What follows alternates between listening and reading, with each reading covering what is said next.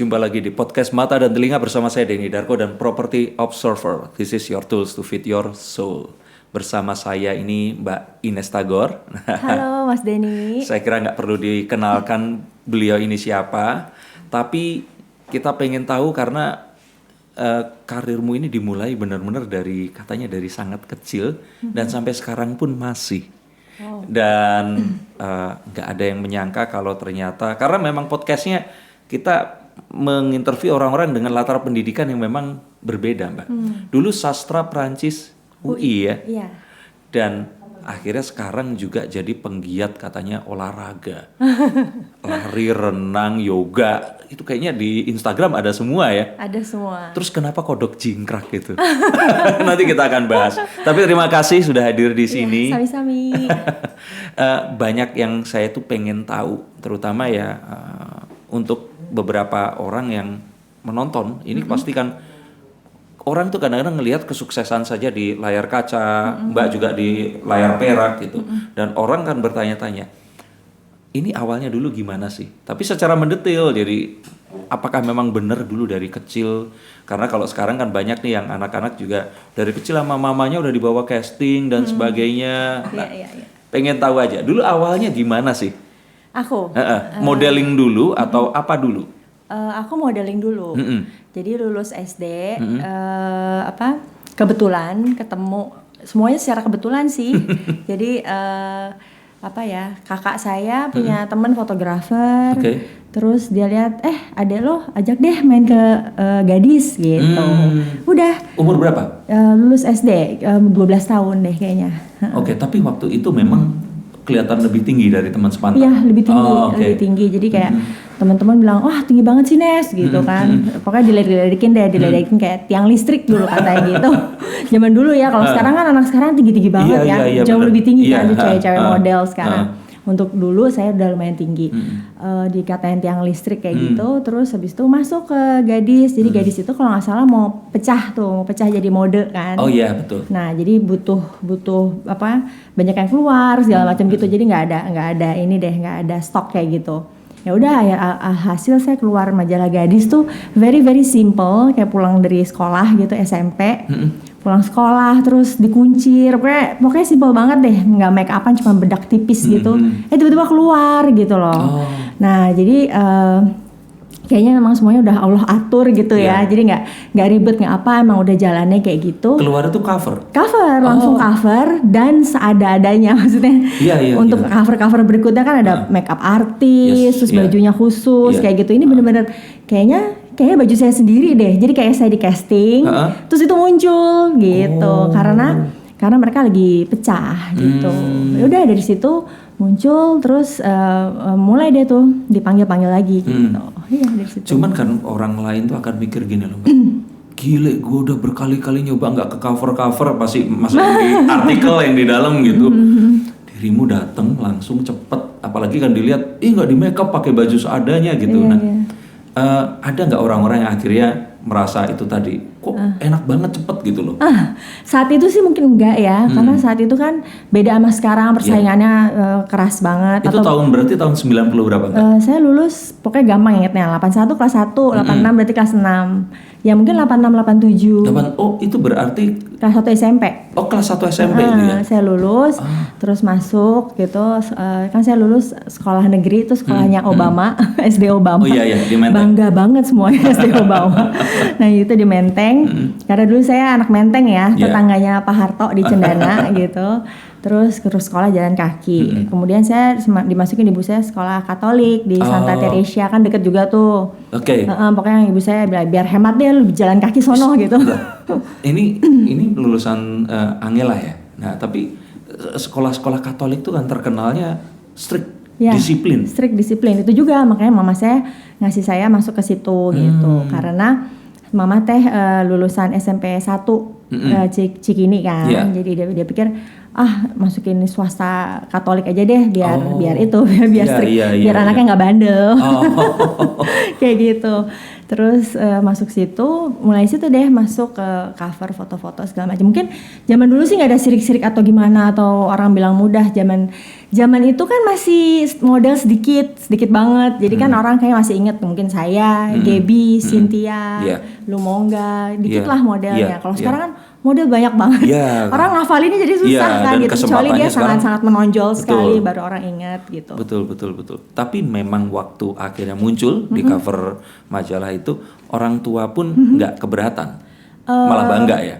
Iya, papa mama teh moderat banget orangnya gitu. Jadi nggak keberatan sama sekali. Paling yang keberatan tuh suster, suster tahu saya di sekolah dipanggil terus bilang pokoknya jangan sampai mengganggu kegiatan sekolah katanya. Diperingatkan gitu. aja. Diperingatkan gitu. Jadi saya biasanya pulang sekolah baru ke Majalah Gadis pakai seragam gitu. Mana Mbak inget nggak kantornya waktu itu? Ya di itu kan di Kuningan. Kuningan ya. Katanya dengar-dengar sekarang udah dilepas apa gimana gitu. Iya. Gitu. Nah, cuman gini, kalau tadi kan kalau orang dengerin terus lihat ini tadi kan logatmu itu kan ada mah, ada ini kayak gitu seperti itu. Nama tapi Batak gitu kan. Ke bawah-bawah suami. Iya, suami ya berarti ya. Cuman Sunda. Dari lahir sampai sekarang di Jakarta terus. Jakarta terus. Oh enggak, sekarang BSD dong. Oh iya. Tangsel.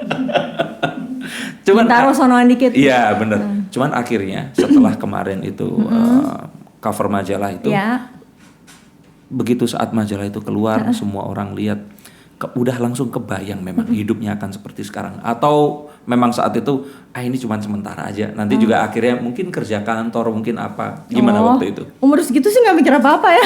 Jadi cuma happy aja. Happy joy terus jadi gini, kalau saya merasa be careful with your thought. Jadi semua tuh kayak kalau saya tarik mundur, apa yang saya pikirin tuh kayak kejadian gitu. Oke. Jadi maksudnya kita harus hati-hati kan, kita baca-baca buku motivasi kayak gitu-gitu kan. Semuanya jadi pikiran, dari visualisasi kayak gitu-gitu. Tapi zaman itu udah kebayang itu? Enggak, saya gini, kalau saya ingat-ingat kalau diruntut ke belakang, saya ingat tuh di Gadis tuh depannya Cynthia Yusuf kan cantik banget ya kan dulu kan tuh. Sampai sekarang juga masih cantik. Terus ada tuh di majalah itu, saya lihat di tukang majalah, saya gini doang, cantik banget, asik juga ya kalau muncul kayak dia gitu. Kalau saya inget-inget ya gitu. Jadi alhamdulillah kan semuanya Allah udah ngatur dalam hidup ini kan, katanya udah dicatat juga di Lafuz Mahfuz itu, nggak tahu spellingnya gimana. Nah jadi saya pikir kita harus hati-hati gitu loh, apa pikiran kita yang baik-baik aja gitu. Jadi saya juga ingetin anak-anak saya, kalau ngomong jangan sembarangan, terus kalau perkataan adalah doa itu benar gitu. Dan terutama kita kalau jadi ibu ya, ngomong nggak boleh sembarangan gitu kan, karena apa yang saya pikirin kalau saya runut ke belakang tuh itu jadi kenyataan ya. Bilang, cantik banget sih Cynthia gitu kan, pengen deh gitu. Nggak lama itu ada kesempatan teman kakak saya fotografer, adek lo sini casting gitu. Bilangnya casting di Majalah Gadis gitu kan. Tapi kakak itu laki atau perempuan?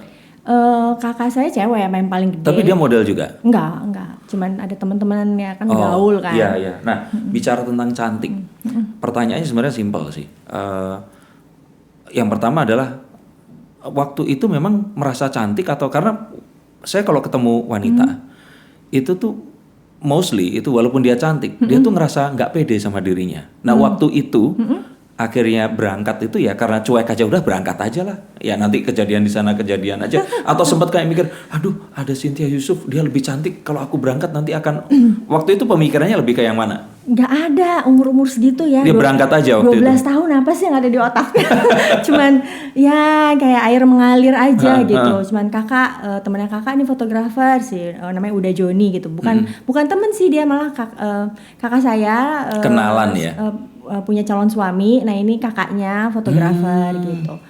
Terus bukan dia juga sih, ada temennya gitulah karena pergaulan. Majalah Gadis jadi foto casting gitu, jadi kalau nggak ada yang ngerasa cantik atau apa kan. Saya pulang sekolah jalan kaki ke Besuki, gitu, Teresia jalan kaki, saya hitam lah pasti. Terus main basket, main basket dari SD tuh. Karena nggak paling tinggi kan, pasti akan jadi squad tuh.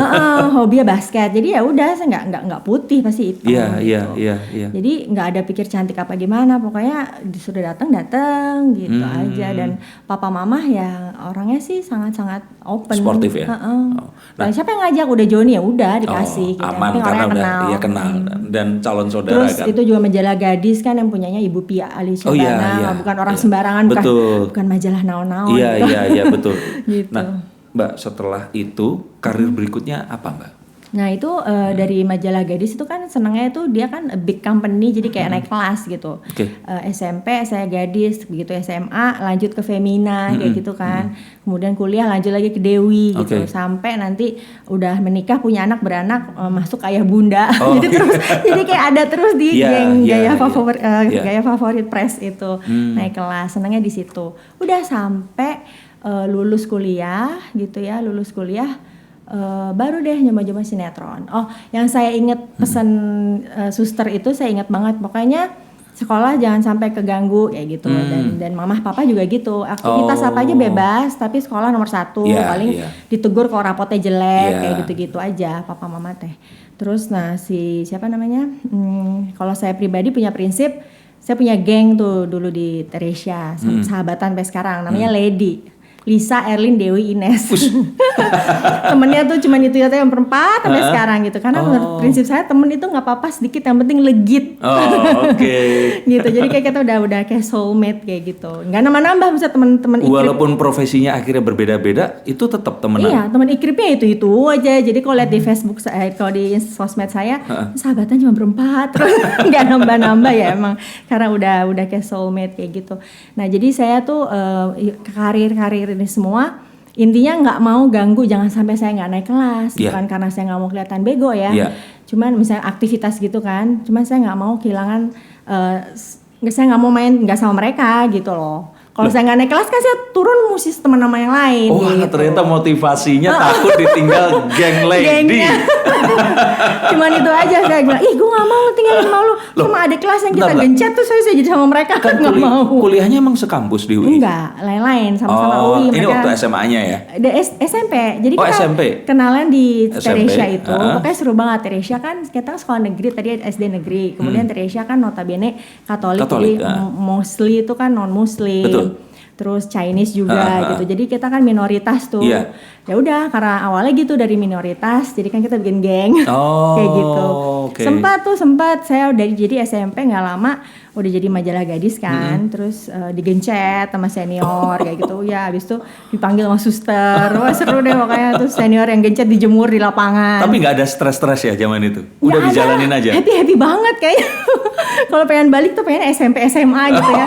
Happy kayak nggak ada yang dipikirin, hidup tuh kayak bahagia banget. Iya. Karena kalau anak-anak sekarang kayaknya kehidupannya tuh beda banget, Pak. Tapi nanti itu kita akan bahas nanti. Nah, cuman akhirnya setelah lulus ambil sastra Perancis, itu sinetron waktu itu udah mulai. Itu sinetron. Jadi itu juga kalau dibilang kebetulan, tapi semua Allah udah ngatur gitu ya. Karena saya bukan yang tipe casting apa. Jadi casting ya pasti diajak casting. Oke, saya jalanin semuanya gitu. Terus pas lulus kuliah, terus teman-teman semua udah pada kerja. Ada teman saya yang ngingetin gini, Ines kok nggak kerja ya gitu. Terus, karena kalau umur segitu kan model udah nggak laku gitu kan. Terus teman-teman saya udah ngantor, udah di sana di sini gitu kan. Kok Ines nggak kerja gitu? Langsung kan gue terhenyak ya. Gue terhenyak. Mau ngapain nih gue sastra Prancis gitu kan. Terus abis itu ada tawaran casting karena saya model juga kan.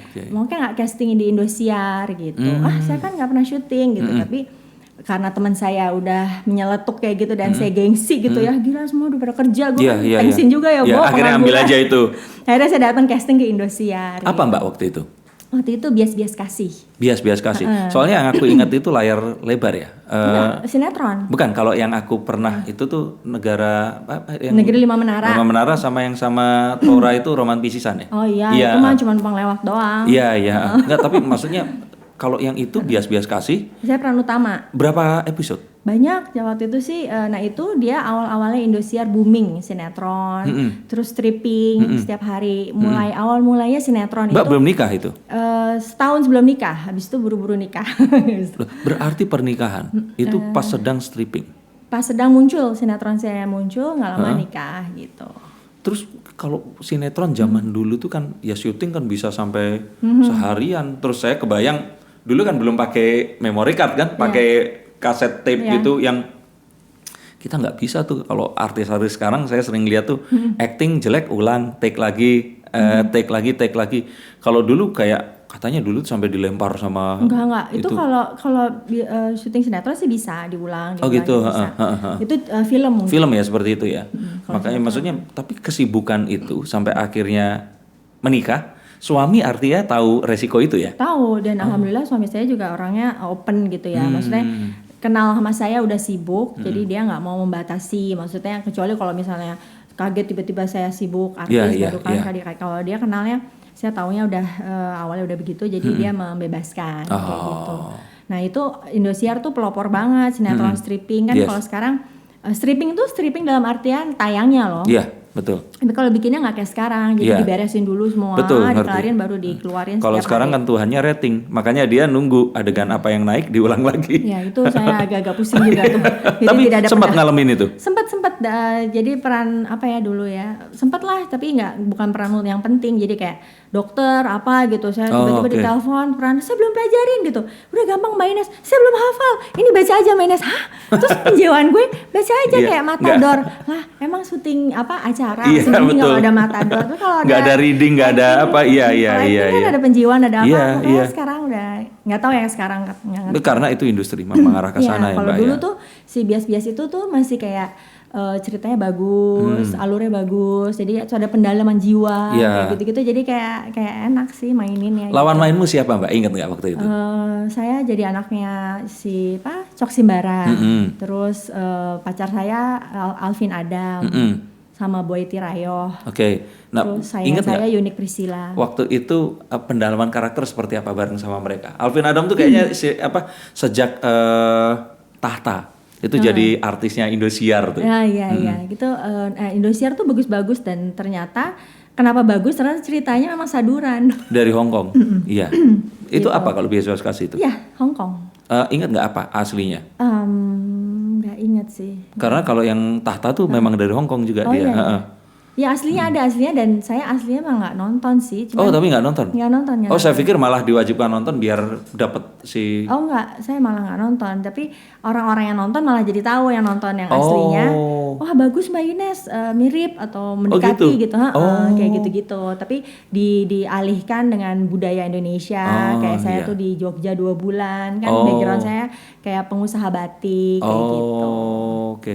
Nilai-nilai seperti itu masih ada ya zaman dulu ya di tayangan-tayangan konten-konten sinetron itu. Iya, jadi seru, maksudnya bagus lah gitu, keren banget. Tapi akhirnya Mbak merasa bahwa udah cukup di situ atau terus kemudian ke layar lebar itu kapan?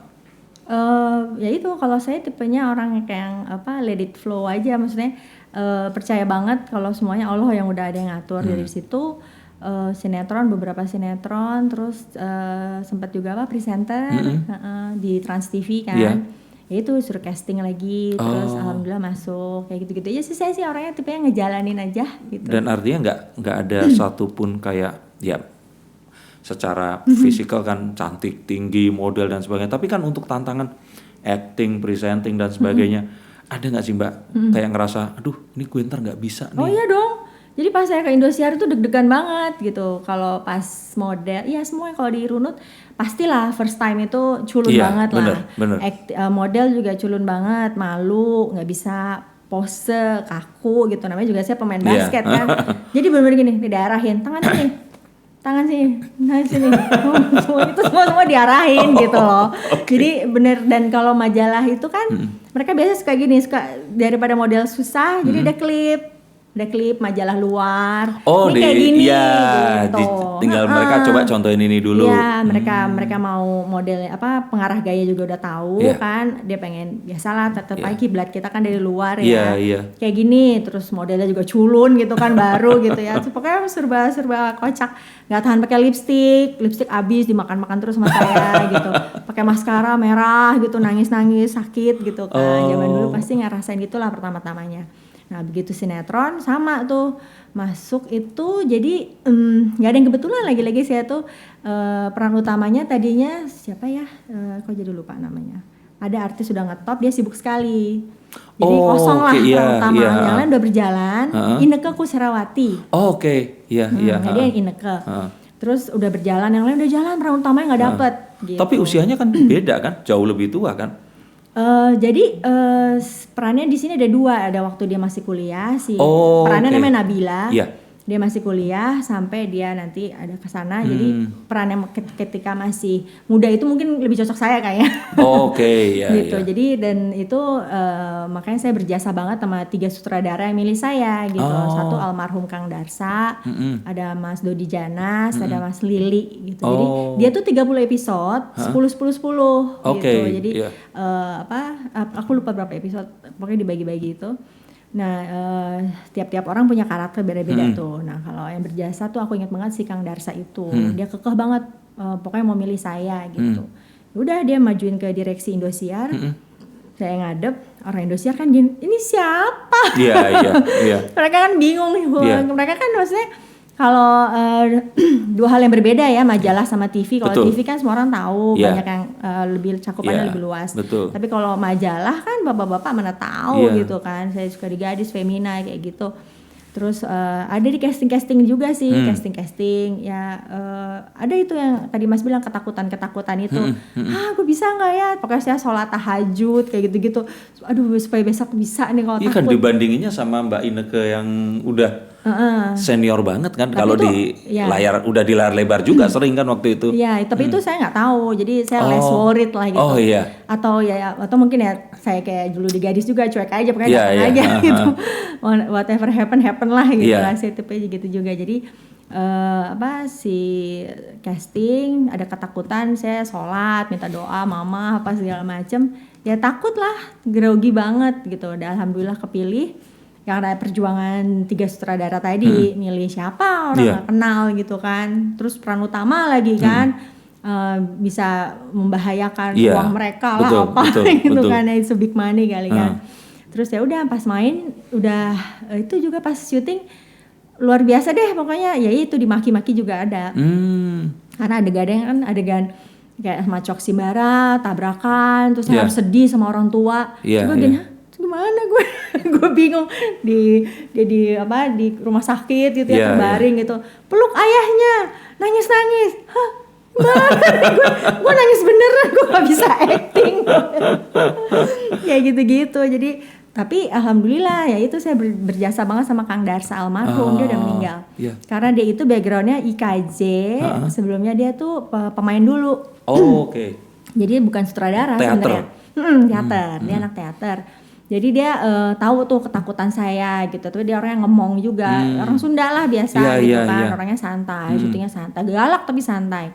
Terus pokoknya dia ngarahin saya acting tuh gimana. Jadi itu saat itu belajar acting ya? Jadi semuanya on the spot. Learning by doing ya? Learning by doing. Tapi kalau dipikir-pikir, kalau dirunut ke belakang lagi pasti juga ada karena saya sastra, jadi saya gampang kan pelajarin skrip itu alurnya gini gitu. Pasti adalah ilmu-ilmu yang nyangkut sedikit gitu dari sastra Prancis, bukan nggak kepake sama sekali.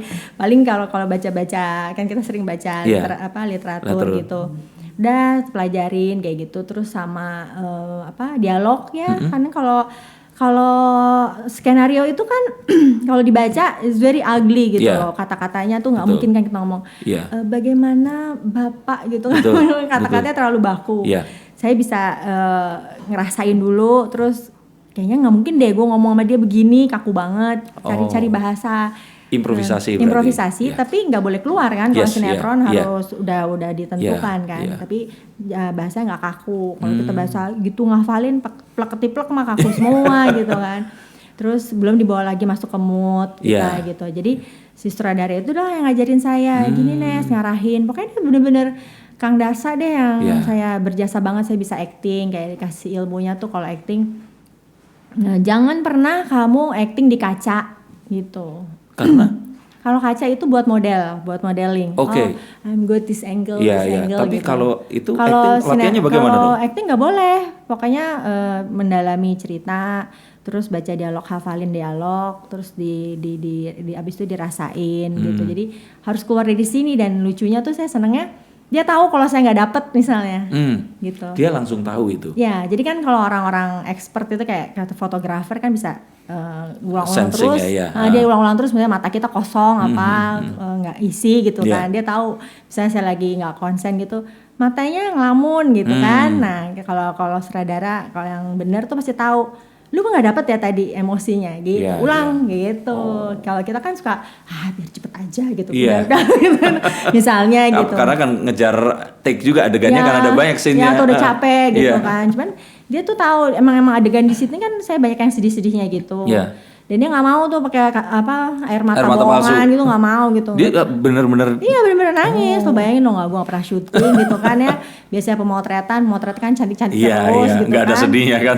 Nggak pernah jelek. Jadi kalau dia bilang kalau misalnya lo ngaca, nanti kita jadi takut jelek gitu. Ternyata kalau gini jelek ya Iya, gitu. iya, Kalau iya, gue nangis gini ingusnya keluar Oh, gitu. itu ternyata. Jadi jangan dipikirin lo mau jelek ya mau apa. Yang penting kalau misalnya keluar dari sini, nanti Penghayatannya hasilnya dapet itu. keluar di kaca tuh kelihatan. Jadi nggak mungkin kalau nangis matanya bening kata dia gitu, gue inget banget. Iya, Lu iya. kayak ginian mau nih, misalnya waktu awal-awal gue nangisnya lama gitu kan. pakai buat air mata ya. Pakai air mata mau, nggak mau nanti matanya bening terus ada air mata jelek banget Iya, gitu. iya, Makanya saya suruh lucu deh, pokoknya syuting itu jadi si bias-bias itu tuh kalau diinget-inget setengah di studio Indosiar Iya. dulu tuh kayak fragmen gitu. Iya, iya.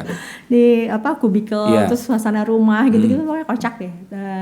Terus Outdoornya tapi ada juga. episode belakangnya jadi setengah di studio setengah ke belakang di outdoor. Loh, kalau pas diceritain di Jogja itu berarti Outdoor. outdoor ya. Outdoor. Tapi ke Jogja bener? Enggak kan di Bener, Jakarta? 2 bulan bener. dong, iya. Oh, oke. Kalau sekarang diakalin tuh. Paling cuma di Taman Mini kali. Saya enjoy banget di Jogja tuh. I'm having fun banget. Nah, lawan main, terutama yang lebih senior itu si Oh, Om iya. Cok Simbara Ya tuh. itu dia baik banget gitu. Dia juga ngarahin saya kan, saya kaku gitu kan, panik gitu. Dia kan karakternya kan biasanya kalau nggak antagonis gitu kan. Ya Nah, dia protagonis gitu. Protagonis ya? Kan dia ayah saya. tapi dia ini, maksudnya mengerti, Mengerti. dan nggak meremehkan malahan. Enggak, dia baik banget. Nenangin saya, ngajarin saya gitu si Bang Cok gitu. Nah, kalau si kameramen kan banyak kameramen senior gitu kan. Iya. Itu ada tuh satu orang Betawi gitu. Aku lupa namanya siapa. Pokoknya berkesan banget habis itu jadi baik sih. Awalnya sih saya marah banget sama dia. Karena dia marah-marah sama saya. Gimana sih ini lama banget berapa take nggak nangis-nangis. Kayak gitu-gitu saya diomel-omelin. Bener-bener dimarah-marah. Siapa namanya? Aduh makanya lupa. Masih ada dia? Ada berarti? dong, nggak tahu sih. Pokoknya saya lupa, dia marah banget sama saya gitu. Lama. Gini deh kalau pemain baru, makanya kenapa sih pakai pemain baru gitu-gitu. Tapi dia berani komen itu. Berani. Openly dia ngomong itu. Ya, gerundeng di belakang kedengeran lah gitu. Saya tuh MP apa gitu orang Betawi gitu. Ya udah saya nangis gitu. Jadi kayak saya dapet akhirnya aja mungkin nangis gara-gara diomelin. Nangis kayak gitu. Tuh, waktu itu berapa kamera, Mbak? Ingat nggak? Iya kayak gini 3. 3 ya? Oke. Kalau di Indoor kameranya banyak. Ah. Kalau outdoor ya paling 1. Iya, soalnya kalau kameranya dikit, continuity-nya kan harus Iya, diambil continuity-nya dari susah. take, close up-nya, Iya, iya. diulang lagi. Iya. Tuh. Tapi saya kayaknya sih 2 atau 3 juga ada sih. Oke, dari situ Mbak. Terus kemudian akhirnya memutuskan untuk punya anak pertama itu berarti kan tahun 2000 itu sinetron sedang jalan atau enggak? Sinetronnya tayang 98 deh pas kita nikah. Tuh kalau nggak salah tayang gitu. Nah, terus akhirnya memutuskan punya anak ya. Di 99 itu hamil, 2000 anak lahir. Itu stop semua atau bagaimana? Enggak sih, masih syuting-syutingnya masih ada gitu. Tapi emang sih beberapa ngerasanya mungkin saya dilarang suami atau apa. Padahal enggak. Padahal enggak. Oh. Gitu. Padahal enggak, cuman ya itu yang tadi saya bilang, saya sih kalau ada tawaran saya datang casting gitu. Tapi ya mungkin saya juga orangnya moody ya, kadang-kadang kadang-kadang nyanggupin, kadang-kadang enggak gitu. Kalau dipikir-pikir ke belakang dulu ada sih penyesalan, maksudnya saya orangnya nggak terlalu ngoyo gitu. Sebenarnya tawaran-tawaran itu bisa Banyak. diupayakan ya. Banyak. Oh. Ya, Gitu. tapi sama waktu SMP itu juga ada main film kalau nggak salah Lupus atau apa saya lupa. Tawaran film juga ya itu karena suster bilang wanti-wanti saya gitu jangan sibuk. Saya pikir gula film takut sibuk gitu ya. Kalau pemotret kan cuma pulang sekolah sore udah akhirnya malam udah di rumah. Reni Diet sama siapa? Nurul Arifin ya? Atau siapa Nggak waktu tahu itu? siapa zaman waktu itu. Cuman ada penyesalan sedikit lah gitu. Maksudnya saya nggak maksimal. Nggak, kalau misalnya dilihat anak sekarang kan kayak mungkin artis yang ngoyo atau hebat misalnya Agnes atau kan dari kecil-kecil tuh mereka udah gitu. Betul. Ya balik-balik lagi gimana keluarganya karena ayah ibu saya mementingkan pendidikan gitu kan. Jadi pendidikan tuh nomor 1. duit bisa dicari kayak Iya. gitu. Tapi kalau sekarang kalau bikin nyesel juga Vin. Kenapa dulu gue gak matre ya? Nah, Mungkin udah tajir banget ya. anak ada yang akhirnya jadi model dan sebagainya. Anak-anak belum, tapi udah beberapa kali sih kayak ada agensi saya yang lama. Nah, anak lo cantik, kirim foto gitu. Ya udah kirim foto baru 2-3 kali tapi belum masuk karena saya tahu banget sih kalau iklan itu kan very spesifik Iya. ya.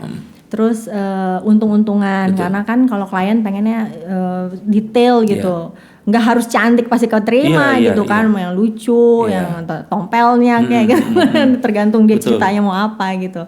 Nah, jadi belum jalan. Cuman kemarin si kembar teh sempat aku suruh ikutin gadis kan karena Covid jadi online Iya, gitu ya. Masuk 500 besar doang. Tapi kembarnya ini kembar identik. Identik. Oh, Terus masuk 500 doang gitu, terus udah nggak kepilih lagi. Jadi aku pikir yang penting dia nyoba karena dulunya saya semuanya serba kebetulan, jadi saya juga mikirnya ya udah belum jalannya gitu. Jadi nggak ngoyo atau saya yang emak-emak yang casting sana casting sini juga sih nggak gitu. cuman buat mereka itu kan beda ya Mbak, maksudnya beda tuh. Kalau dulu kan majalah itu kan ya semua orang terpusat di situ kalau nggak televisi. Iya. Kalau sekarang majalah boleh saya bilang ya udah mulai kurang kan. Bahkan anak-anak ini tuh merintis karir ya dengan media mereka sendiri. Entah itu di TikTok, Instagram dan sebagainya. Yang saya yakin pasti dirimu juga nggak kebayang kan Mbak dengan nggak nyangka kan ternyata perubahannya sedemikian drastis kayak sekarang ini.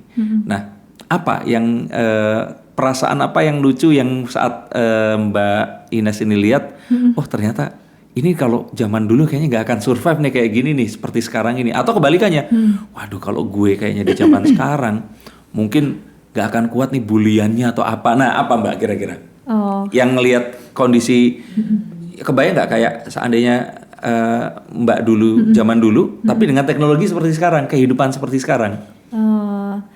Kalau sekarang sih kayaknya memang sosmed itu kan open banget ya. Open banget, jadi privacy itu kayaknya udah hilang. udah mulai hilang.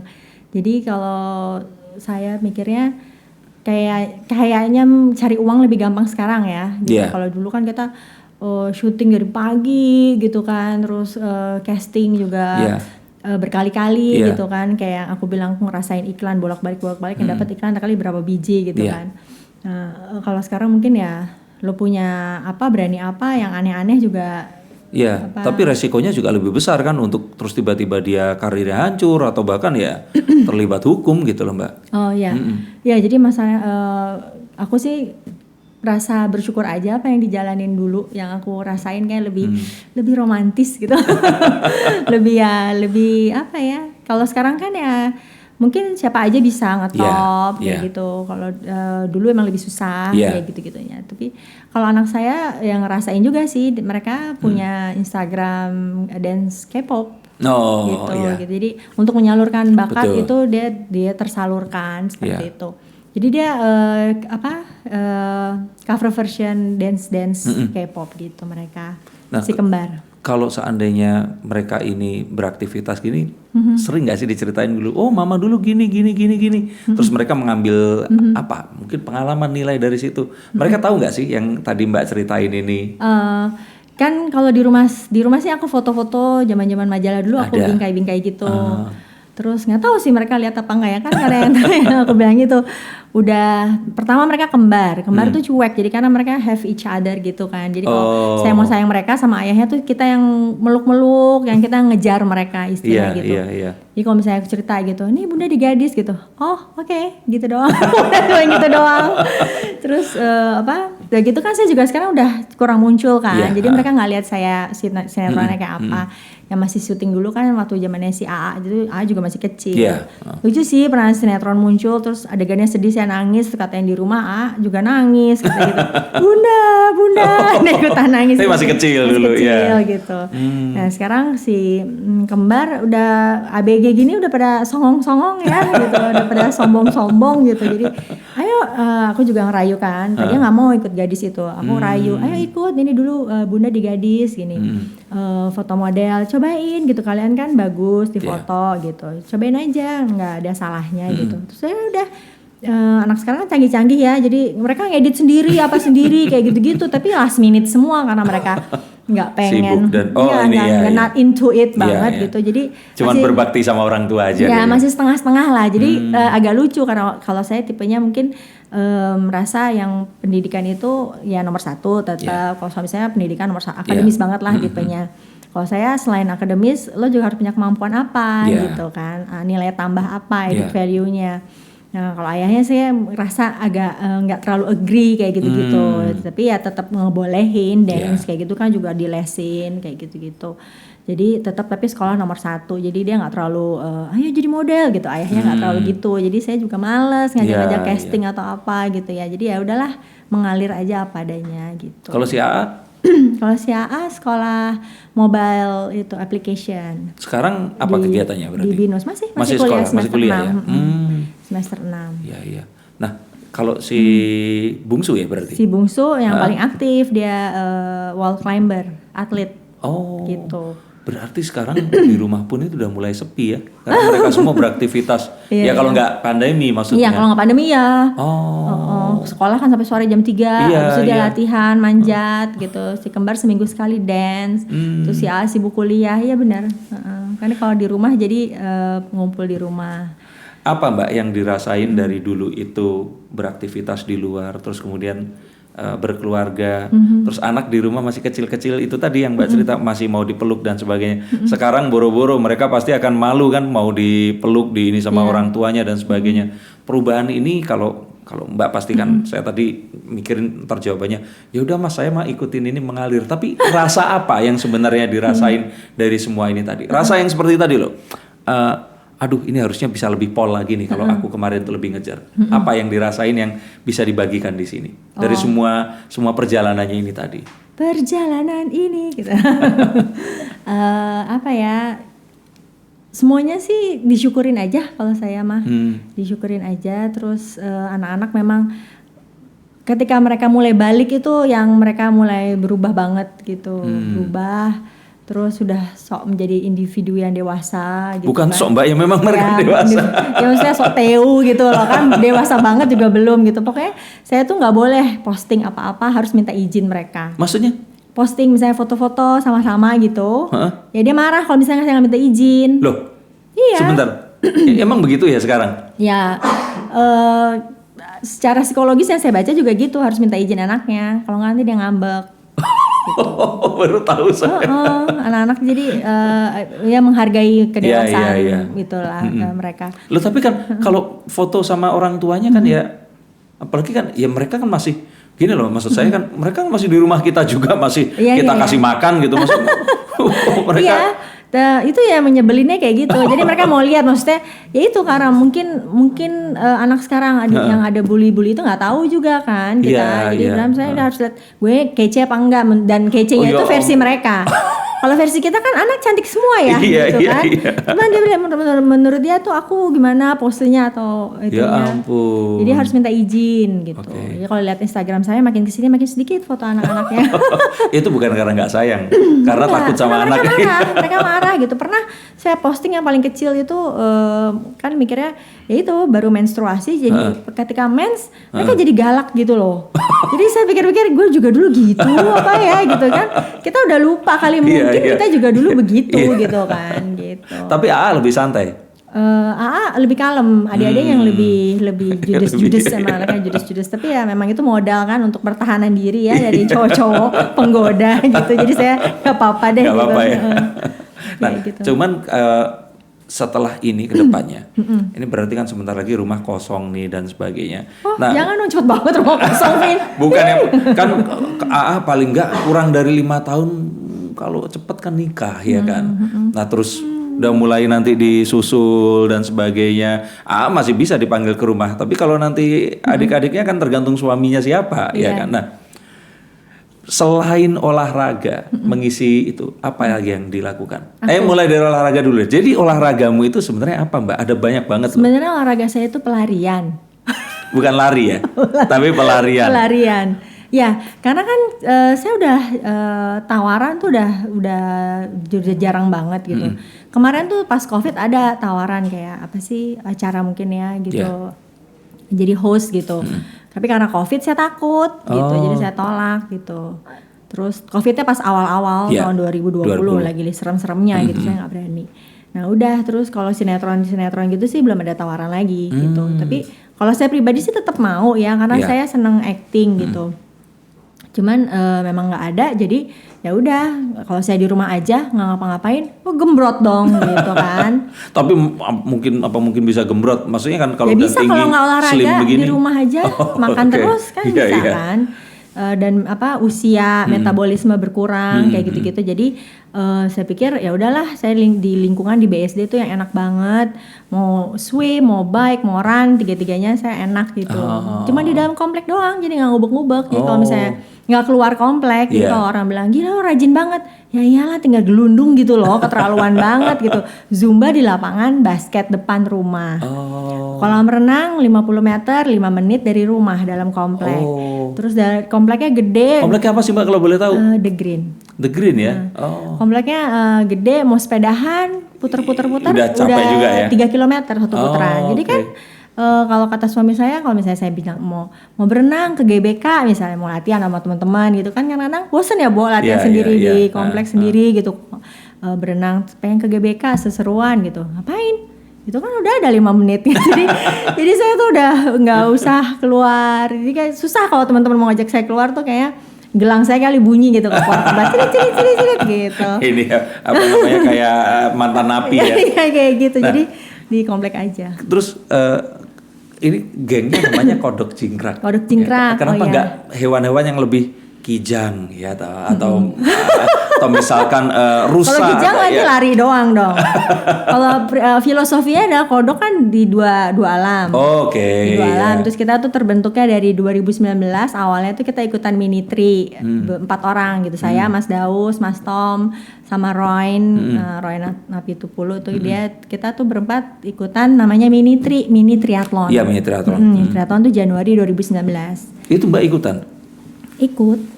Lari, sepeda, swim, bike, run. Iya makanya Terus habis itu udah dari situ ya kita lucu-lucuan bikin geng. Berempat itu? Tambah istrinya Mas Daus Wulan, terus suami saya, terus istrinya si Mas Tom, Andreali, temen kan? Iya.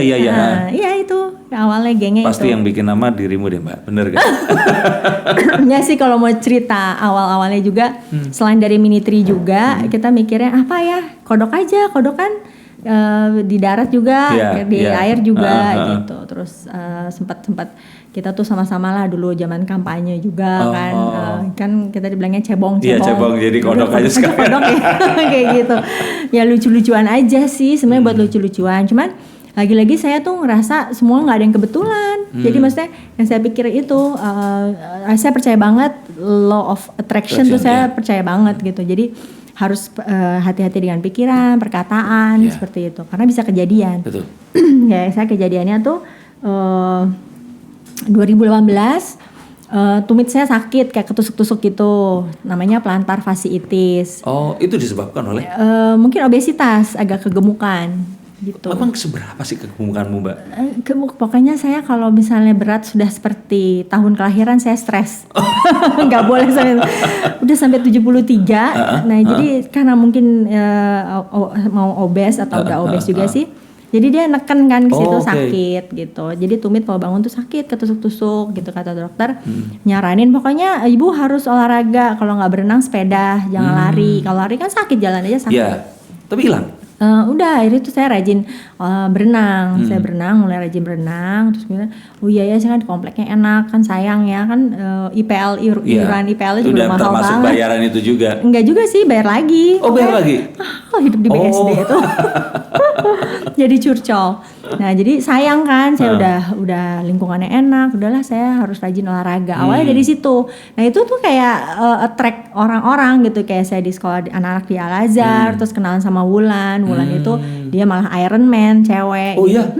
Jadi yang nyuruh ikut si. Di Indonesia belum ada kan? Selalu Indonesia keluar kan? Iron Man pernah di Indonesia? Pernah. Udah di mana ya? Di luar Jawa ya? Sumatera, di Sumatera. Ya? Oke, iya. Nah terus si Wulan itu Mas Daus suaminya. Wulan tuh udah ikut Mini3 sebelumnya. Jadi udah ikut aja Mini3 gitu. Hah? Gue kan nggak bisa lari, nggak bisa sepeda lah. Modal gue cuma berenang. Aku bilang gitu. Jadi 2018 saya kekeh belajar berenang. Gaya dari SMP udah bisa berenang gaya katak kan. Saya pikir wah saya harus gaya bebas nih gitu. Karena kalau berenang gaya katak di kolam lama. Pas berenang gini, ada yang lewat gaya bebas nyusul gitu kan. Ih kesel banget ya Bo liatnya gitu. I have to learn. Akhirnya gitu. bisa itu. Akhirnya belajar dan itu semua juga law of attraction juga saya percayanya. Karena tiba-tiba ada yang kenalin aja sahabat saya Lady tadi bilang, Nes mau nggak nih kita les total immersion? Enggak, total immersion nama istilah tekniknya. Oke. Total immersion apaan sih? Berarti gitu. cara kita belajar dengan cepat. Enggak, no. itu jenis freestyle. Ya, dia ada berapa gaya. Cuman total immersion itu jadi kayak immerse ke kita tuh kayak kapal selam gitu. Jadi kita less drag water lah, mengurangi dragnya water. Nah itu ada tekniknya gitu. Hah dari mana gitu? Pokoknya ikut aja deh kata kasih tau Ica sama Dewi. Jadi kita bertiga tuh bela-belain ke Ancol. Biasa di Ancol. Terus gurunya orang London, Sam dari London. Itu 2018 gitu. Terus latihan, terus ketemu ada sama Reza Gunawan. Reza Gunawan juga belajar itu total immersion. Saya belajar dari dia karena rumah kita dekat di BSD. Jadi kalau Reza latihan, kapan lo latihan swim lagi? Gitu. Ayo Nes ayo gitu. Jadi saya nyamperin kayak gitu. Pas setiap dia mau latihan, saya ikutan gitu. Terus sama ID juga. ID tuh dari Bali Tree Home di Bali. Pokoknya mereka itu certified total immersion. Nah, jadi saya ngerasa jatuh cintalah sama teknik berenang ini gitu. Jadi bukan gaya bebas, Mbak? Gaya bebas, tapi nama tekniknya total immersion. Jadi dia tuh swim better, faster, terus. Tapi maksudnya di dalam atau tetap setengah itu? Pokoknya yang nongol cuma kepala kita di sini. Terus kakinya nggak cepak-cepak gitu, tidak melelahkan, cuman tek gitu.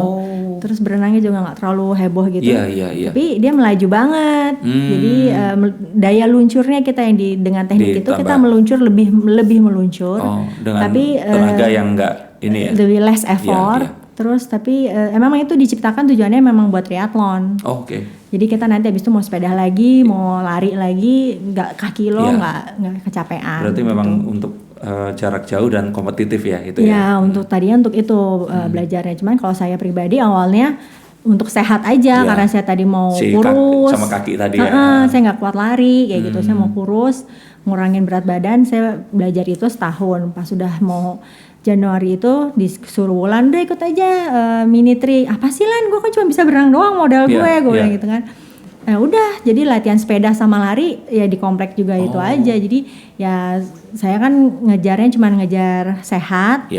Jadi nggak ngejar podium atau nggak ada ambisi-ambisi kayak gitu sama sekali. Yang penting saya mikirnya di belakang gue kalau bisa gue jangan terlalu cetek banget saya. Jangan terlalu bontot banget masih ada 10 atau 15 orang di bawah saya. Saya nggak apa-apa deh gitu. Yang penting gue finish dan nggak cedera gitu. Ya udah sisanya berenang pelan tuh pelan-pelannya maksudnya santai aja semuanya. Terus si sepeda juga nggak ngoyo, lari juga ya lari gue malah timid-timid banget kayak waktu itu masih gemuk, agak gemukan juga gitu. Tapi yang penting sehatnya itu tadi. Sehat. Jadi awalnya dari situ karena dari kecil emang udah basket, udah senang aktivitas outdoor gitu. Jadi saya senang olahraga yang aktivitas outdoor, nggak terlalu suka gym kayak gitu-gitu tuh kayak aduh boring banget gitu di ruangan tertutup gitu ya. Jadi kalau di luar tuh kayak feel free atau kalau di air tuh lihat air biru tuh kayaknya seger. Enak banget. My me time adalah itu olahraganya. Jadi kalau ya kontemplasi juga kali ya aja kalau berenang sendirian tuh rasanya tuh bisa pakai headset aja ada musiknya juga. Jadi sendirian nggak apa-apa gitu. Cuman dengan adanya kodok jingkrak yang saya tadi pikir law of attraction itu pertama saya mau sehat. Jadi saya belajar berenang. Kemudian kok ada attraction kan ketemu Wulan, terus ketemu Roy yang ambisius. Mereka kalau si Roy itu sama Mas Tom ambisius tuh, ambisius podium gitu. Kalau si Wulan Ironman udah lebih tinggi lagi tingkatannya, jaraknya udah nggak nyandak lah otak saya. Jaraknya segitu tuh terlalu berat gitu loh, olahraga sampai berjam-jam. Dia juga runner juga half marathon gitu. Kalau saya masih nggak terlalu suka lari gitu. Jadi menurut saya lari itu masih berat gitu loh. Nah, senangnya di berenang. Jadi udahlah, kalau si triathlon itu kan seru ya. Terus jarak kita juga yang paling pendek yang sering saya lakukan. Kalau sekarang pandemi jadi saya suka ikutan virtualnya. Oh gitu. Oh. Virtualnya itu ada namanya Ironman set gitu. Jadi mereka ada virtualnya jarak pendek, jarak tengah. So, nanti tujuannya supaya orang jaraknya Ironman. Yeah. Saya ngerjainnya yang pendeknya doang, nggak kuat yang panjangnya. Yeah, Jadi it's for fun gitu. Jadi menurut saya karena saya tipenya pemalas ya, saya harus berteman dengan mereka yang rajin gitu. Tapi ini filosofi yang bagus. Jadi ngangkat kita. Iya, menarik bisa, kita. Bisa lebih ini lagi termotivasi. Iya, tapi kan yang benar kan, katanya kalau kita mau lebih soleh, gaul sama yang soleh. Betul. Gitu. Jadi kalau mau lebih rajin olahraga ya berteman lah sama yang ambisi-ambisi gitu. Iya, kita we don't have terlalu ambisi kayak mereka, tapi paling enggak jadi terpacu. Dan alhamdulillah memang kemarin akhir tahun jadi nekat ikutan berenang juga, berenang di GBK ada namanya swim tapi yang buat ya bukan atlet lah gitu. Kita ikut master swim, istilahnya master swim. Ada Pesut Academy ngadain. Terus Mas Tom yang suami Andrea itu kan dia lebih jago berenang kan. Ayo ikut. Nggak mau. Orang saya berenang cuma buat santai, enjoy gitu.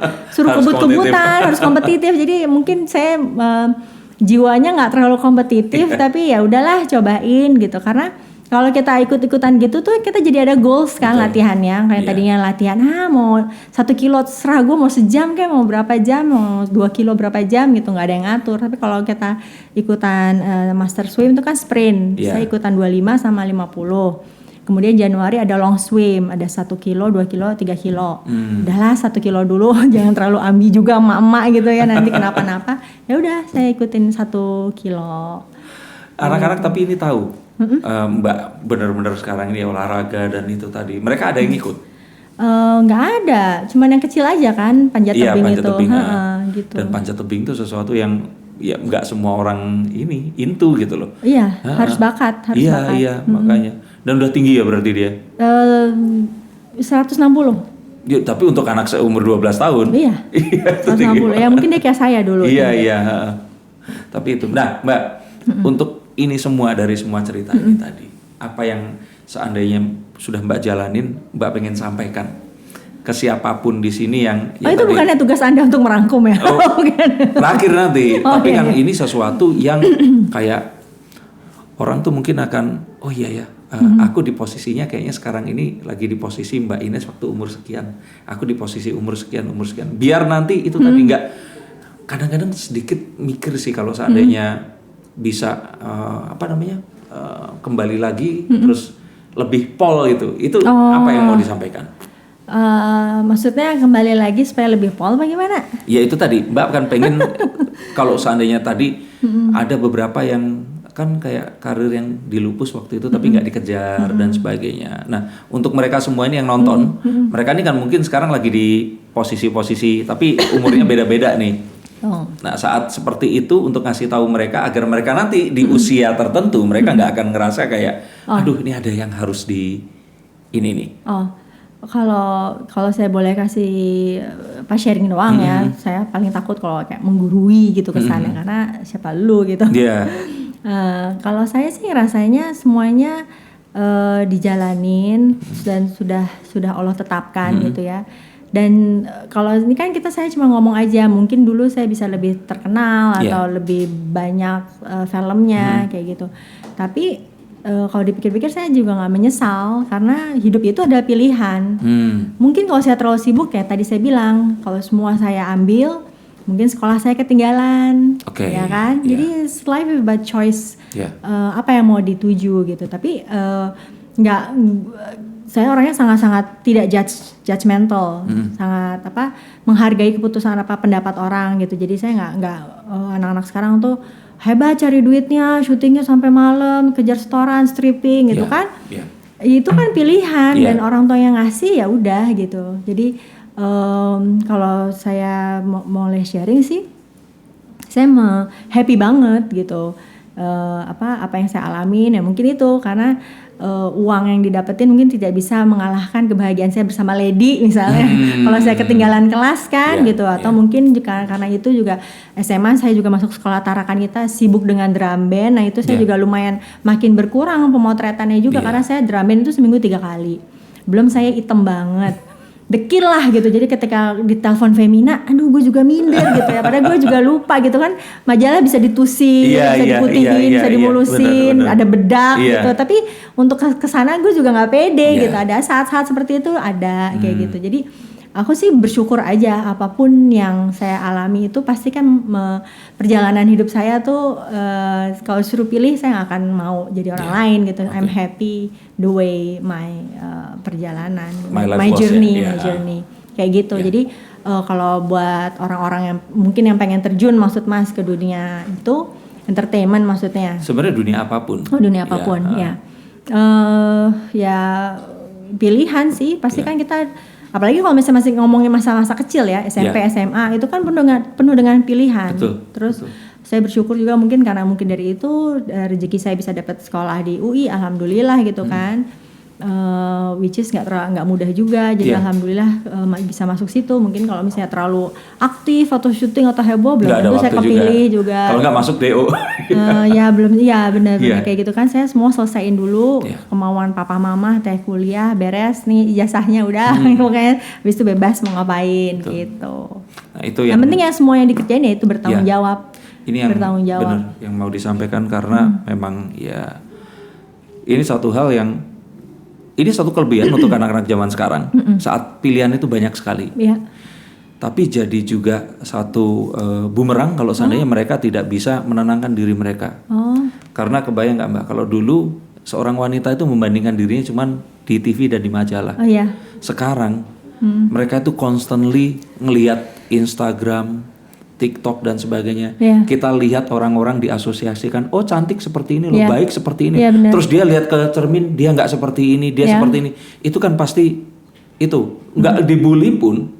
Medsos itu sebenarnya membuli mereka gitu loh. Betul. Nah makanya balik lagi di sini ya life was easy. Kalau zamanmu dulu kayak yang ya udah cuek aja gini. Karena dirimu nggak punya handphone yang setiap saat mengupdate dan membandingkanmu dengan wanita lain gitu. Duit juga nggak banyak buat beli semua majalah dibacain. Dan mungkin kalau anak-anak sekarang kan bilang zaman mama dulu enak, memang enak, memang zaman dulu enak, zaman sekarang berat, tapi ternyata memang filosofi zaman dulu yang sebenarnya bisa menyelamatkan siapapun di zaman apapun, yaitu tadi pilih saja hidupmu dan hidupmu yang punyamu sendiri, jangan membandingkan hidup kita dengan orang lain, karena ya balik lagi kayak tadi Mbak pun kan kalau saya tanya kalau harus balik akan merubah nggak? Enggak ya karena ini sesuatu yang happy dengan Lady, dengan semua yang dijalani walaupun pakai makeup tipis-tipis tapi cover majalah gadis loh, itu kan kalau sekarang kayak Miss Indonesia atau apapun gitu. Ini sesuatu yang ya semua orang punya achievement-nya sendiri-sendiri. Ya mungkin itu ya Mas juga nyadarin aku bahwa aku suka bingung kalau masih kembar mau keluar lama dandannya. Ya mungkin karena itu ya, dia banyak itu, terus foto juga saya harus izin karena saya rasa mereka kan cantik ya. Kalau menurut saya lebih cantik, kata ibu saya sih lebih cantik dari saya. Anak-anak saya tuh alhamdulillah. Tapi ya itu mereka nggak pede. Mereka nggak pede karena itu tadi Mbak. Dan menurutku ini message yang pengen saya sampaikan kepada siapapun. Dan dengan adanya podcast ini pun nggak cuma masalah kecantikan. Semua orang punya jalan hidupnya sendiri-sendiri. Saat kita berprofesi apapun, jangan pernah kita membandingkan secara apple to apple dengan orang yang lain. Karena semua orang ya punya jalannya. Kayak Mbak waktu tadi, loh Ines, lo kok nggak gawe-gawe sih? Kan udah sebagai model kan mulai nggak laku, digantiin sama kloter berikutnya.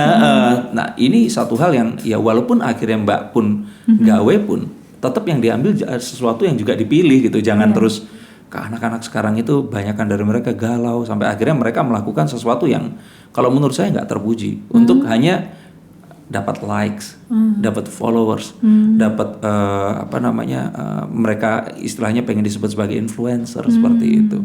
Jadi semua orang saya pikir sih punya kesempatannya masing-masing ya Mbak. Iya betul.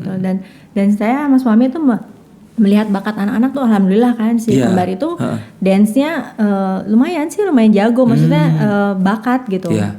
Jadi dari SD nggak les, cuma lihat video-video K-pop, terus mereka niruin bisa. Terus baru pas SMP minta dilesin. Aku bilang ngapain sih les, kan buang-buang duit. Aku bilang udah pinter kok, aku bilang gitu. Bunda apaan sih gitu kan, nanti diarahin. Ya udah akhirnya kita lesin, pokoknya nggak jauh dari rumah, deket kebetulan ada, jadi nggak serepot nganterinnya. Udah terus jadi kan lebih terarah gitu seperti itu. Jadi mereka rutin ya, apalagi seneng banget sekolah di rumah kan. Enak Bun, sekolah di rumah aja. No. Karena mereka setiap hari jurak latihan gitu. Tapi apa ya, ada sih tetap ada rasa nggak percaya diri. Jadi kita tuh di rumah ngingetin mereka terus bahwa kamu tuh cantik gitu, kamu tuh cantik gitu. Tapi mereka I'm not pretty, apa sih, stop bun pokoknya kayak gitu-gitu. Jadi nggak tahu ya, mungkin karena itu ya banding-banding gitu. Dan anak saya kayak model-model apa kosmetik Korea lebih cantik kamu, aku bilang gitu. Bunda mah lebay karena ibu aja, kayak gitu-gitu. Ya nggak tahu sih, mungkin anak sekarang lebih. Dan nggak gitu mungkin juga kita stop Mbak itu, karena kalau kita stop ya otomatis mereka nggak jadi part of the society gitu loh. Tapi dengan mereka mengkonsumsi dengan cara yang salah juga jadinya itu tadi, mereka nggak punya sesuatu yang padahal mereka ini ya itu tadi cantik, berbakat dan semuanya. Jadi ya mungkin itu yang pengen disampaikan kali ya ke orang-orang yang nonton ini tadi. Yang penting kalau punya bakat ya dikembangin aja gitu. Dan bertanggung jawab. Dan saya berharap anak saya yang kecil jadi atlet. Amin. Iya. Tapi semuanya tetap pendidikan harus nomor satu. Karena atlet sama juga kayak model, terbatas. Iya. Gitu. Mbak terima kasih banget. Sami-sami. Sudah curhat semuanya. Thank you juga. Akhirnya juga yang kangen nonton Mbak Ines, nah akhirnya cerita dan ini semua langsung behind the scene semuanya. Dari awal tadi dan ini pasti menginspirasi ke semua yang menonton. Ya semoga menginspirasi ya. Pasti banyak kok yang ini tadi hal-hal yang akan diambil oleh mereka. Udahlah pokoknya kalian nonton dari awal, kalau yang tadi tiba-tiba udah sampai di sini, ini banyak hal yang bisa dibagikan di sini. Mbak Ines sekali terima kasih. Terima kasih Mas Salam Denny. buat keluarga dan terima kasih serta terus saksikan podcast Mata dan Telinga bersama saya Denny Darko dan Property Observer, because this is your tools to feed your soul. Sampai jumpa dan salam.